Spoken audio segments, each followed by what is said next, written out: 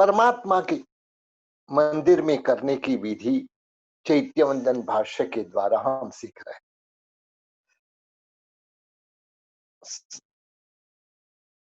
कई प्रकार से मतलब जो विधि बताई है उसमें सबसे पहले त्रिक की बात चल रही है। 10 प्रकार की त्रिक, जिसमें निसीही त्रिक, प्रदक्षिणा त्रिक, प्रणाम त्रिक, पूजा त्रिक, अवस्था त्रिक, दिशा त्याग त्रिक, प्रमार्जना त्रिक, आलंबन त्रिक, मुद्रा त्रिक और प्रणिधान त्रिक, ये 10 त्रिक।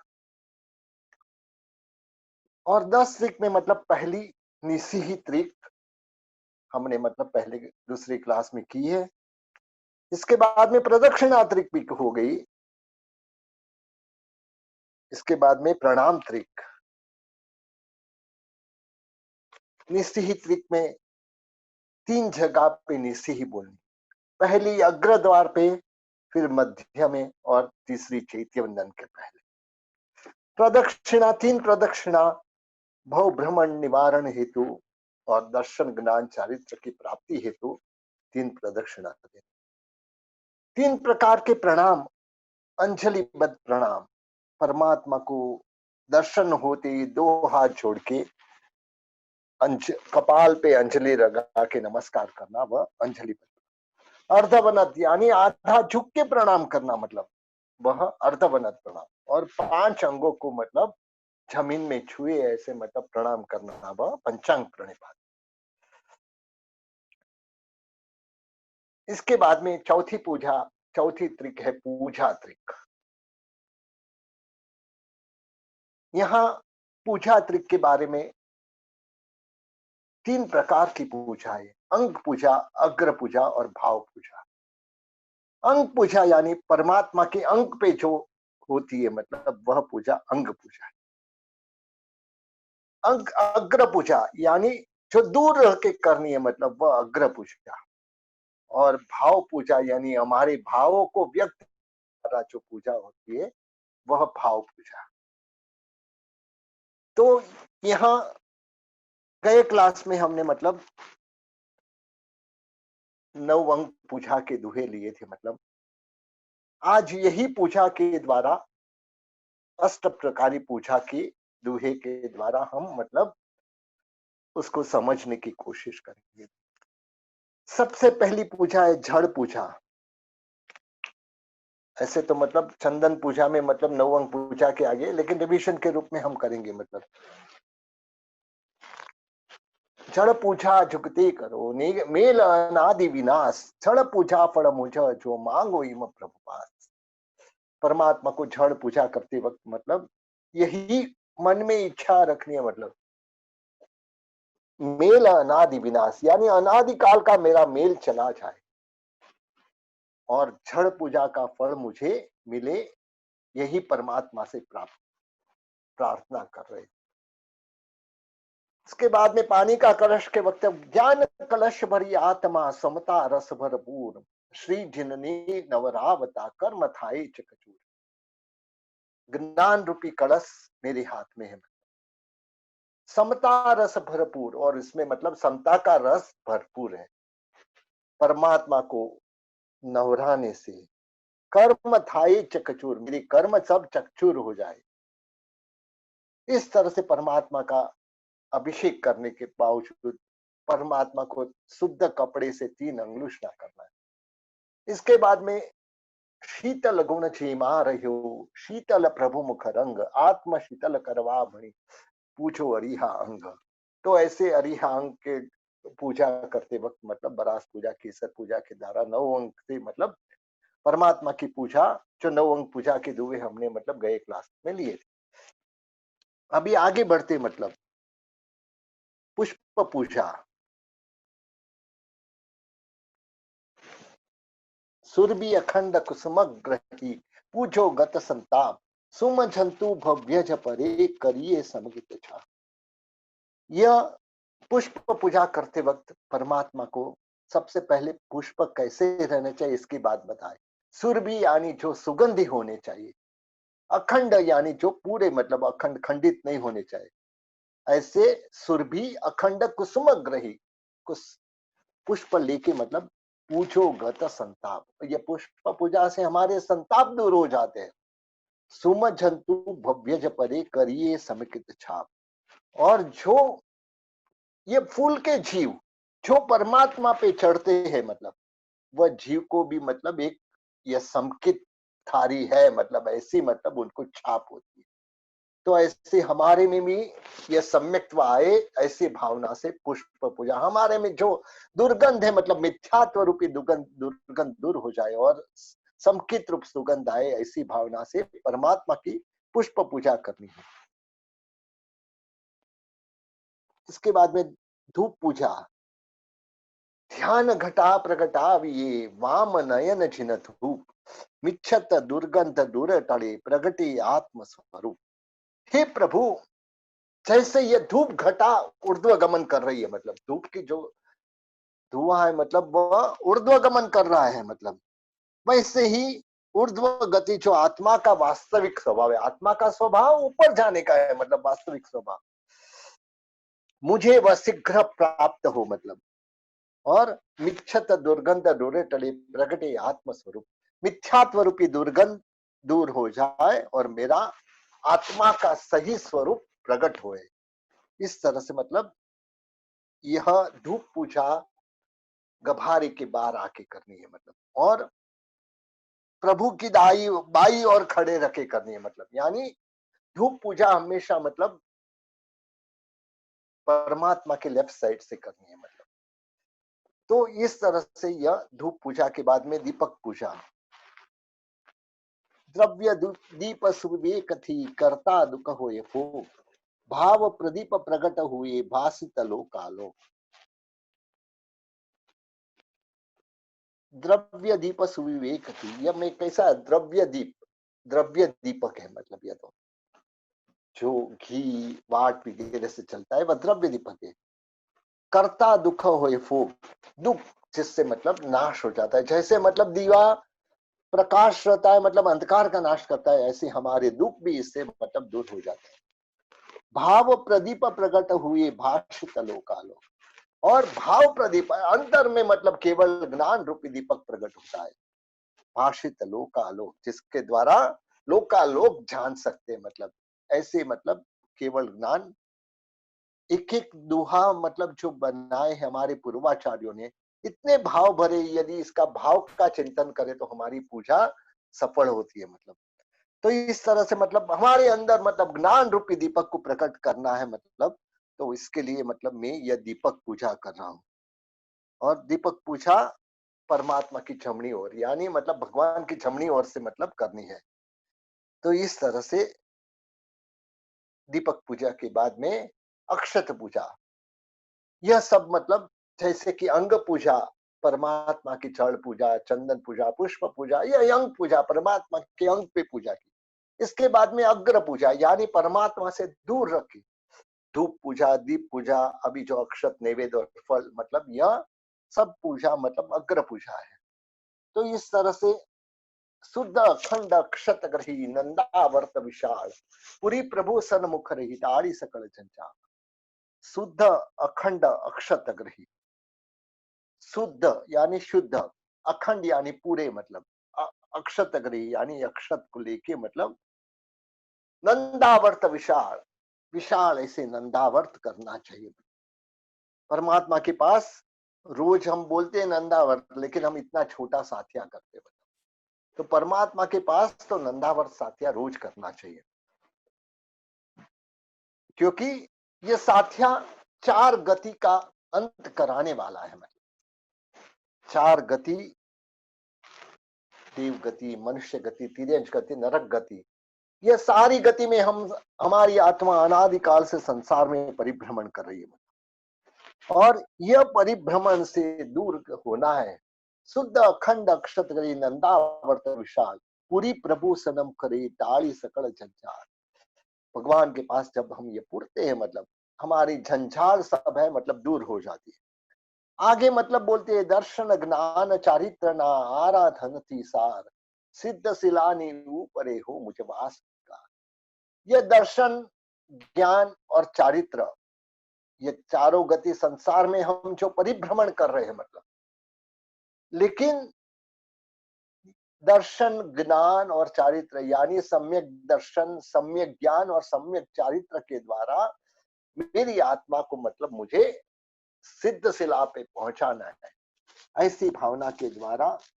क्योंकि ये अक्षत से पूछा क्यों कही गई, मतलब अक्षत बोने पर भी उगते नहीं है, मतलब कोई भी अक्षत है मतलब बोने पर भी उगते नहीं है। तो इस तरह से हमारी आत्मा भी यह संसार में वापस जन्म नहीं लेना है, मतलब जन्म का, जन्म मरण का सर्वथा अंत हो जाना, इसके लिए यह अक्षत पूजा की जाती है। मतलब और यक्षत पूजा के द्वारा मतलब मुझे अजन्मा बनना है, यानी जन्म ही नहीं लेना है। जन्म है तो मृत्यु आएगा, जन्म है तो रोग आएगा, जन्म है तो वृद्धावस्था आएंगी, लेकिन जब जन्म ही नहीं रहेगा तो मतलब मुझे यह सब की कोई जरूरत नहीं होगी। मतलब तो इसके लिए यह मुझे अजन्मा बनने के लिए यह चावल के द्वारा मतलब हम यह अक्षत पूजा करते हैं। इसके बाद में नैवेद्य पूजा। अणहारी पद में करिया विगह गई अनंत, दूर करी ते दीजिए अणहारी पद संत। नैवेद्य पूजा करते समय परमात्मा के पास ये भावना भाती है, अणहारी पद में करिया विगह गई अनंत, यानी अनहारी पद मतलब मैंने बहुत बार किए, मतलब विग्रह गई अनंत, यानी अनंत बार मैंने विग्रह गति पाई। विग्रह गति यानी एक भाव से दूसरे भाव में जाते समय जो गति है, मतलब वह विग्रह गति है। उस समय आत्मा अंतिम समय में मतलब आहार ग्रहण करती है और उसके बाद में 2 या 3 समय तक आहार नहीं लेती, और उसके बाद में वापस जहां पे उनका जन्म होता है मतलब वहां पे वापस पहले समय पे आहार ग्रहण कर। तो इस तरह से ये हमारी आत्मा, हर एक की आत्मा ये विग्रह गति में तो अनंत बार मतलब अनहारी रहेगी। मतलब दूर करी ते दीजिए अनहारी पद, वहां तो वापस खाना हुआ, मतलब बस 2-3 समय खाना नहीं हुआ, मतलब वापस नेक्स्ट समय पे खाना तुरंत ही लिया। लेकिन मुझे ऐसा अनहारी पद नहीं चाहिए। मुझे ऐसे यह सब को दूर करके, यह भव की परंपरा को दूर करके, और उसके बाद में मतलब जो शाश्वत अनाहारी पद, कभी मुझे खाने की जरूरत नहीं हो, ऐसे मतलब अनाहारी पद मुझे प्राप्त हो जाए। मतलब क्योंकि यह सब जो विग्रह गति में कर्म सत्ता के द्वारा दिया हुआ मतलब होता है, मतलब लेकिन मुझे कर्म रहित पड़ा ऐसा अनाहारी पद चाहिए। मतलब और यह अनाहारी पद के द्वारा, यह अनाहारी जो नैवेद्य पूजा के द्वारा हमारे अंदर और एक भावना आता कि मेरी आहार संना, मतलब मुझे जो सताने वाली, सबसे ज्यादा सताने वाली आहार सन्ना है, मतलब वो आहार सन्ना मतलब नष्ट हो जाए और मुझे अनाहारी पद, मतलब कभी आहार करने की जरूरत ही नहीं पड़े, मतलब ऐसी भावना के द्वारा ये नैवेद्य पूजा कर। इसके बाद में आती है फल पूजा। कोई भी वृक्ष होता है, मतलब उसका जो वृक्ष के बीज को अंतिम परिणति फल होती है, मतलब यानी बीज जो है मतलब डालते उसका मतलब फाइनल फल, वह फल होता है। मतलब वैसे ही फल पूजा करते वक्त मतलब इंद्रादिक पूजा भणी फल लावे धरिराग, पुरुषोत्तम पूजी करी मांगे शिव फल त्याग। परमात्मा के पास फल पूजा करते समय जैसे यह अंतिम फल है, मतलब जैसे यह मतलब बीज के द्वारा उग के मतलब पेड़ पान और फल अंतिम है, मतलब ऐसे मेरा भी अंतिम लक्ष्य मोक्ष है। मतलब तो मुझे भी मोक्ष का फल दो। तो इस तरह से मोक्ष के फल की प्राप्ति स्वरूप, यानी जो मोक्ष चाहिए तो सबसे पहले सम्यक दर्शन चाहिए। मतलब और इस तरह से हमारी आत्मा को यह फल पूजा के समय यही भावना भानी है, मतलब कि मेरे मोह की बंधन दूर हो जाए, जिसके कारण मैं बहुत दुखी हूं, मतलब वह सब मतलब मुझे, और फल पूजा का सार्थक परिणाम वही है कि मतलब मेरा जन्म मरण पूरा हो जाए और अंतिम फल स्वरूप मोक्ष मुझे मिले। मतलब तो इस तरह से परमात्मा जो परम गुणवान है, परमात्मा के पास यह सब पूजा क्यों करनी है, मतलब क्योंकि कई धर्म में मतलब ऐसे बताते, हमारे में तो समर्पित करना परमात्मा को, मतलब समर्पित करके उनके पास मांगना है। परमात्मा मुझे मतलब हर एक जो भी मैं समर्पित कर रहा हूं उसके बदले में मुझे मतलब ऐसे दे कि मैं अजन्मा बनूं, मैं कर्म रहित बनूं, मैं मोह रहित बनूं, मतलब मेरी आत्मा जल्दी से जल्दी मोक्ष में जाए। मतलब यही भावना ये अष्ट प्रकारी पूजा के द्वारा हमारी आत्मा करनी है। मतलब तो इस तरह से परमात्मा की पूजा, अंग पूजा, अग्र पूजा की बात हुई। अब मतलब बहुत ही इंपॉर्टेंट जो भाव पूजा है, भाव पूजा, क्योंकि भाव पूजा हमारी आत्मा, हमने तो ऐसे मान लिया है, कई लोग तो ऐसे मान लिया कि भगवान की पूजा हो गई तो मतलब हमारा काम हो गया। जब तक भाव पूजा नहीं होती है तब तक हमारी पूर्णतः पूजा नहीं होती है। और भाव पूजा ही मही पूजा है। द्रव्य थी पूजा रे कारण भावनो रे, मतलब ऐसे भी मतलब परमात्मा के स्तवन में हमारे महापूर्वाचार्य ने बहुत अच्छी अच्छी बात की। द्रव्य थी पूजा रे कारण भावनो, भाव प्रशस्त ने शुद्ध, मतलब भाव भी कैसे रहने चाहिए, प्रशस्त और शुद्ध। मतलब द्रव्य पूजा तो भाव पूजा का कारण है, मतलब यानी भाव हमारे में प्रकट हो इसके लिए पहले द्रव्य पूजा करनी है और उसके बाद में भाव पूजा। लेकिन मूल पूजा भाव पूजा है।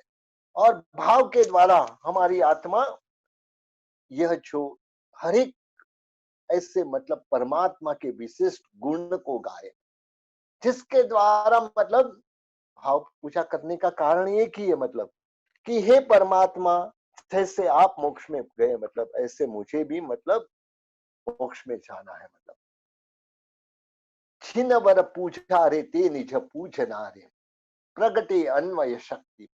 परमात्मा की पूजा वह हमारी पूजा है, ऐसे भावना से करना है। मतलब क्योंकि आज मैं परमात्मा की पूजा मतलब उनके गुण देख के कर रहा हूं, लेकिन मुझे मैं भी मतलब परमात्मा स्वरूप बनूं, यही भावना के द्वारा यह भाव पूजा। और भाव पूजा जब तक पूर्ण नहीं होती हमारी पूजा, और भाव में मतलब हमारे पूर्वाचार्यों ने कई प्रकार के मतलब चैत्य मंदन, स्तवन, थोई के द्वारा परमात्मा की भक्ति की। विविध सूत्रों के द्वारा गणधर भगवंत ने मतलब जो रचे हुए सूत्र है, मतलब नमोथुणम देखो, एक एक सूत्र मतलब जो जब यहाँ सूत्र की बात आएगी एक एक सूत्र में मतलब परमात्मा के विशिष्ट गुण का वर्णन है। लोगस देखो मतलब 24 तीर्थंकर परमात्मा के, नमोथुणम देखो मतलब हमारे तीर्थंकर की सब विशिष्टता इसमें बताई गई है। मतलब झावंती चैयायम देखो, मतलब झावंत के साहू देखो, मतलब पूरे मतलब जितने भी साधुओं को वंदन किया गया है, जितने भी चैत्य है उसको वंदन किया गया है।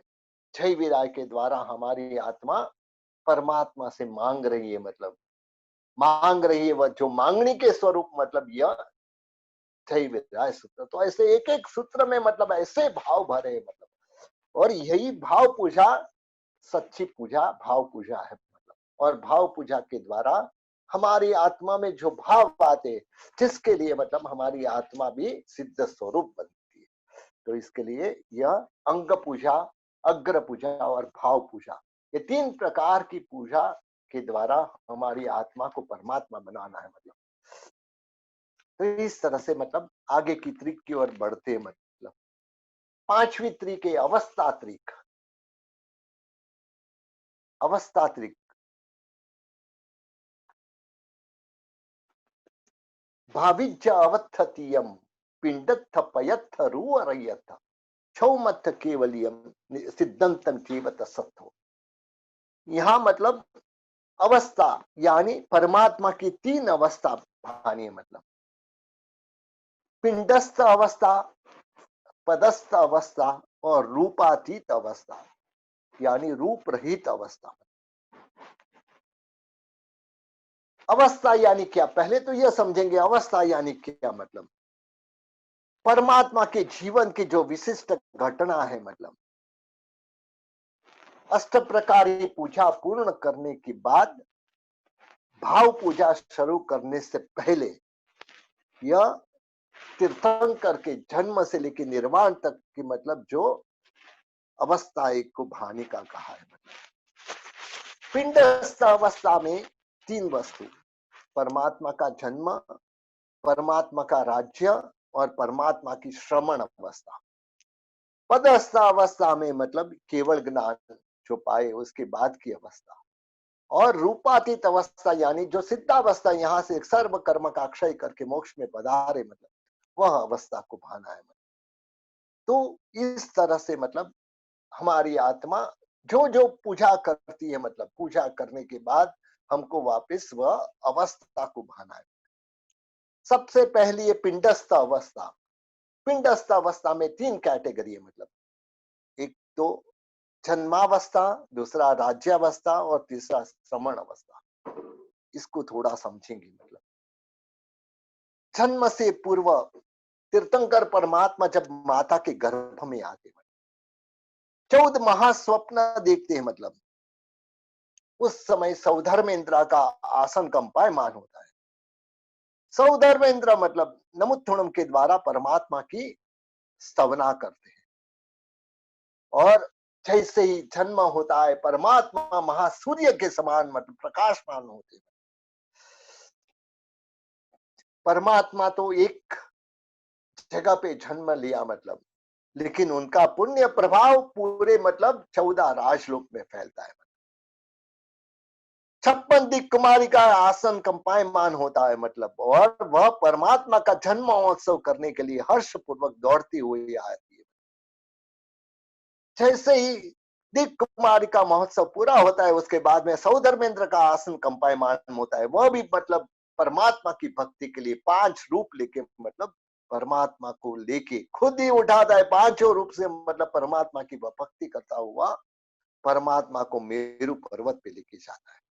साथ में बाकी के 63 इंद्र यानी 64 इंद्र सहित मतलब वहां जाके क्षीरोदधि आदि के नीर, क्षीर समुद्र, इक्षुर समुद्र, घृतवर समुद्र, ये सब के मतलब पानी, गंगा, मागध, प्रभास, मतलब ऐसे पानियों से विविध प्रकार से, मतलब यह सब प्रकार के जो पानी, ये सब समुद्र के पानी है।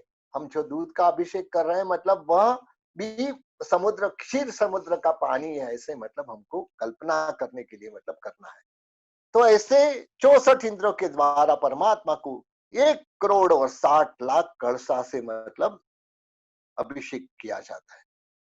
और ऐसा अभिषेक मतलब जो इंद्र महाराजा खुद मतलब अपने देव देवी का परिवार के साथ करते, मतलब और अभिषेक के बाद में मतलब जन्म महोत्सव जब मनाते हैं, मतलब कुसुमांजलि वगैरह करते हैं, मतलब देवताओं देवदुंद भी बचाते हैं, मतलब और वापिस लाके परमात्मा को माता की गोद में समर्पित करते, मतलब और उस समय कहते, हे रत्न कुक्षी माता, यह पुत्र आपका है, मतलब लेकिन यह हमारा स्वामी है और हमारा आधार है। मतलब इस तरह से यह जन्मावस्था का चिंतन करना है। ये जन्मावस्था का चिंतन जब हम करते हैं, मतलब विचारना, मतलब परमात्मा ने हमारे जैसा ही जन्म लिया था, मतलब जैसे हम जन्म लेते ऐसे, लेकिन परमात्मा का ऐसा क्या विशिष्ट पुण्य था कि जिसकी वजह से मतलब कहाँ कितने दूर रहे हुए देवता के भी आसन कंपायमान होते, और वे मतलब उनका जन्मोत्सव करने के लिए मेरु पर्वत पे परमात्मा को लेके जाते। तो इस तरह से जन्मावस्था भानी है। मतलब इसके बाद में आती है राज्यावस्था। परमात्मा शायद मतलब हमारे जो 24 तीर्थंकर हुए, मतलब उसमें 3 तीर्थंकर ने राज्य ग्रहण नहीं किया था, लेकिन बाकी के सब तीर्थंकर राज्य ग्रहण करने के बाद में मतलब उन्होंने राजकुल में जन्म लिया था, मतलब और अपने पास विशाल सत्ता के स्वामी थे। 3 तीर्थंकर तो चक्रवर्ती भी थे, मतलब शांतिनाथ परमात्मा, कुंथुनाथ परमात्मा और अरनाथ परमात्मा, ये 3 तो चक्रवर्ती भी थे। मतलब इतने सारे समृद्धि के स्वामी थे। मतलब बाल्यकाल में अनेक राजकुमार आपके मित्र बने और सेवक भाव रखते थे। आपके पास इंद्रिय जन्य सुखों की मतलब बहुत इतने सारे सुख थे, इंद्रिय जन्य सुख भोगने के लिए अनुकूलता होने पर भी आप इससे निर्लिप्त रहे। मतलब यानी राज्य पे रहे, मतलब फिर भी आप एक एकदम मतलब निर्लिप्त भाव से रहे। मतलब विशाल राजलक्ष्मी की विद्यमानता में आप भोगी बनने की अपेक्षा आप योगी बनने का विचार करने लगे। विवाह को भी एक झंझाड़ के रूप में आपने स्वीकार किया। राज तिलक धारण करके भी आपने कर्म की कालिमा दूर करने का काम किया।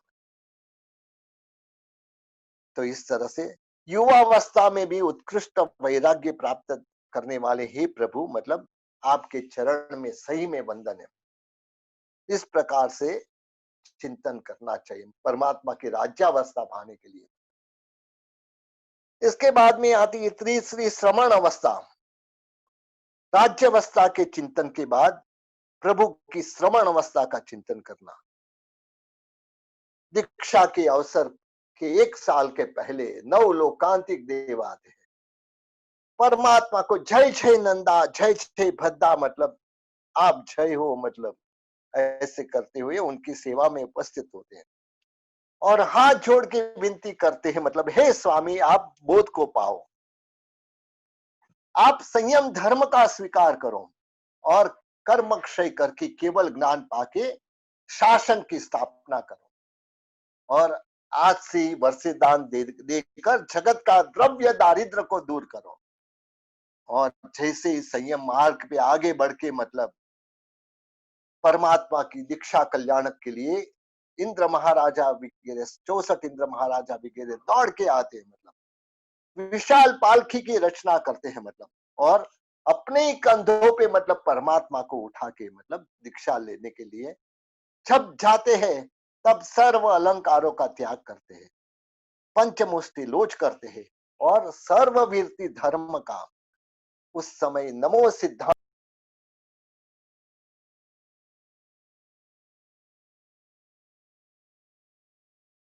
भगवंत सर्वे श्रीधन्य वंदन करे, मतलब उस समय मतलब सर्व सिद्धों को वंदन करते, मतलब नमो सिद्धानम बोल के जो 3 ज्ञान के स्वामी थे उनको मतलब उस समय पे चौथा मन प्रयोग ज्ञान उत्पन्न होता है। और उसके बाद में मतलब श्रमण जीवन के घोर उपसर्ग को यदि हमारे जो निकट के मतलब परमात्मा महावीर है, मतलब उनका जीवन देखेंगे तो दीक्षा लेने के बाद 12.5 साल तक घोर उपसर्ग और परिसर को धारण किया और वितराग दशा को सिद्ध करने के लिए मतलब वहां उन्होंने मतलब ये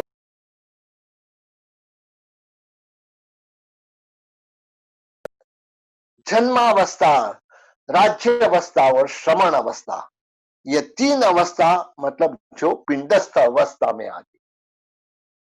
फिर इसके बाद में आती है पदस्थ अवस्था। जैसे ही केवल ज्ञान प्राप्त होता है परमात्मा को, समोसरण में विराजमान होते, देवताओं समोसरण की रचना करते, अष्ट महाप्रातिहार्य प्रकट होते, और ऐसे परमात्मा को देख के मतलब उनकी पदस्थता का चिंतन करना। आपको केवल ज्ञान जैसे प्राप्त हुआ, इंद्र और करोड़ों देवता वहां पृथ्वी पे दौड़ के आए, मतलब चांदी का, सोने का और माणिक के युक्त 3 गढ़ पे आपको मतलब समोसरण की रचना की, मतलब और मध्य में अशोक वृक्ष की स्थापना की, चारों ओर 3-3 छत्र धारण किए, देवदुंदुभी का नाद बजते रहा, झंगा प्रमाण घोटन तक पुष्प की वृष्टि करते हैं, चारों दिशा में एक एक सिंहासन, ऐसे चारों सिंहासन स्थापित करते हैं। परमात्मा जो नवनिर्मित सुवर्ण कमलों पे चलते हैं, मतलब और समोसरण में पधारते हैं। परमात्मा पूर्व दिशा में विराजते हैं और शेष 3 दिशाओं में आपके अतिशय से देवता आपके जैसी प्रतिमा जी बनाते हैं और माल को श्राग में आप देशना देते हैं, मतलब देवता जिसमें सूर पुरते, बांसुरियों वगैरह के सूर पुरते हैं, और जो बीज बुद्धि के स्वामी ऐसे गणधर भगवान यह देशना से प्रतिबोधित होती है। परमात्मा की जो देशना होती है इससे मतलब ये गणधर प्रतिबोधित होते हैं, अपनी जो शंका होती है उसका निवारण करते हैं, मतलब और उसके बाद में ये गणधर को त्रिपदी देते हैं। त्रिपदी देने के बाद द्वादशांगी की रचना करते हैं। और इंद्र महाराजा अपने हाथ में श्रेष्ठ सुगंधित पदार्थ का थाल लेके करते हैं। परमात्मा हर एक के मस्तक पे मुट्ठी भर के बास्केट डालते हैं मतलब, और गणधरों की स्थापना करते हैं मतलब सातवें चतुर्विद संघ की, साधु साध्वी श्रावक श्राविका रूप चतुर्विद संघ की स्थापना करते हैं। तो इस तरह से परमात्मा की यह केवल ज्ञान अवस्था है। ऐसे तो बहुत सारी वस्तुएं केवल ज्ञान में 34 अतिशय होते हैं, 35 वाणी के गुण होते हैं मतलब, परमात्मा की देशना जो होती है मतलब, जो भी व्यक्ति 6 महीना का भी यदि भूखा हो मतलब, षड महीना रे भूख तरस समेरे, साकर द्राक्ष तिहारी चाय, कुमति जनना मद मोड़ाए, रूढ़ी ने रढ़ियाड़ी रे वीर तारी देश। परमात्मा की देशना का वर्णन जो कर रहे हैं मतलब, कि 6 महीना का भूखा व्यक्ति भी हो मतलब, वह यदि उस समय परमात्मा की वाणी सुन ले तो उसकी भूख और प्यास मिट जाती है। साकर और द्राक्ष तो उसके पास में कुछ मीठी नहीं है मतलब।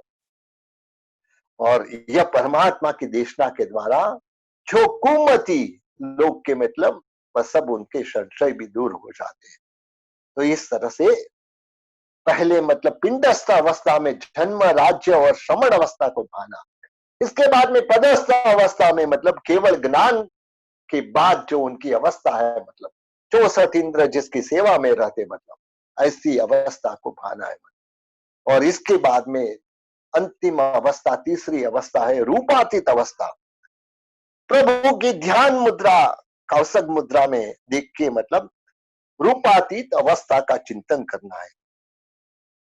हे परमात्मा, आपने मतलब स्व स्वभाव में रमण करते हुए आपने जगत पर परम उपकार किया, और जब उपकार करके आपका आयुष्य कर्म क्षीण हुआ तब आपने शैलेशीकरण के द्वारा सभी कर्मों को समाप्त करके जो शाश्वत सुख प्रदाता है, ऐसे सिद्धि पद को आपने प्राप्त किया।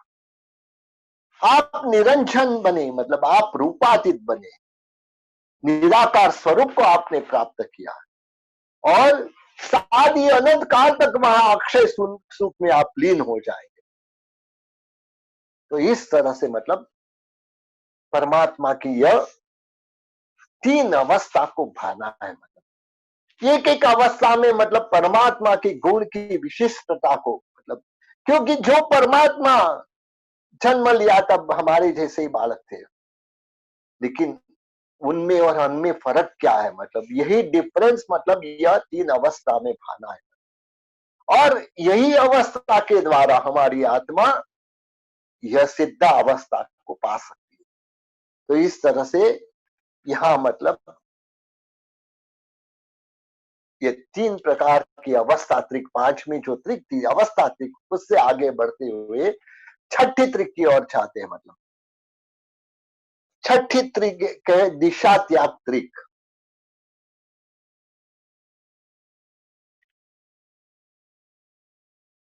उड्ढाओ तिरियाणम ती दिशाणम निरीक्षण जय पश्चिम दाहिण वामण हिण मुहनथ दिशु।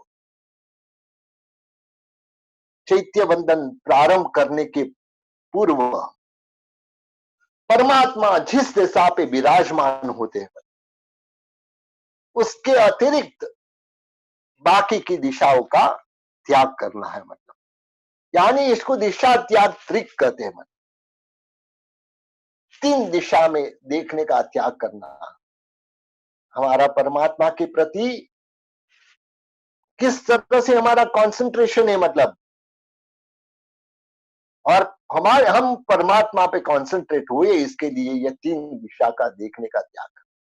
लेकिन हमारा कैसे, हम चैत्य वंदन भी करते रहते, बाजे में कौन आया कौन गया मतलब हमको सब मालूम होता है मतलब, लेकिन यहाँ दिशा त्याग त्रिक में मतलब परमात्मा जिस ओर है मतलब, जो दिशा में है वही दिशा को छोड़ के बाकी की 3 दिशा यानी मतलब दाई बाई और पीछे की दिशा में मतलब देखने का त्याग करना है।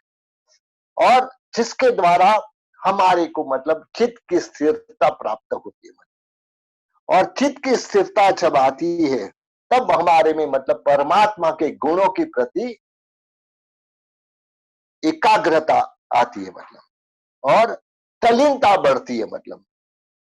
तो इस तरह से यहाँ मतलब छठी त्रिक, दिशा त्याग त्रिक, यानी बाकी की दिशाओं का त्याग करना है और सिर्फ परमात्मा जिस ओर है वही देखना है।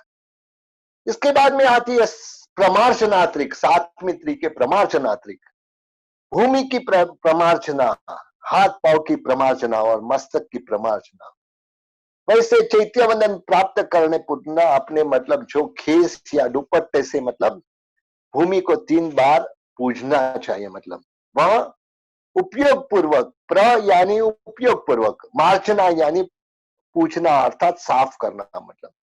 तो इस तरह से हमें जिस जगह पे चैत्य वंदन करना है मतलब वह जगह को मतलब एकदम अच्छी तरह से नीचे से मतलब प्रमार्जना, कोई जीव जंतु हमारी वजह से मतलब दुखी ना हो, यह भावना से मतलब यह यह त्रिक मतलब प्रमार्जना त्रिक है मतलब।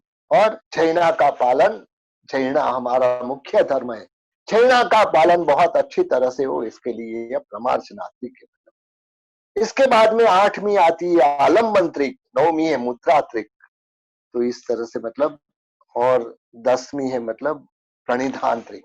यह 3 त्रिक जो बाकी है मतलब अभी, क्योंकि क्लास का समय पूरा होने आया है मतलब यह 3 त्रिक में मतलब जो आलम्बन त्रिक है मतलब बहुत समझने जैसी है, मुद्रा त्रिक भी समझने जैसी है मतलब, और जो प्रणिधान त्रिक है मतलब सबसे खास है। तो इस तरह से हमको मतलब यह सब ट्रिक समझने के लिए नेक्स्ट क्लास में हम इसको आगे बढ़ाएंगे मतलब।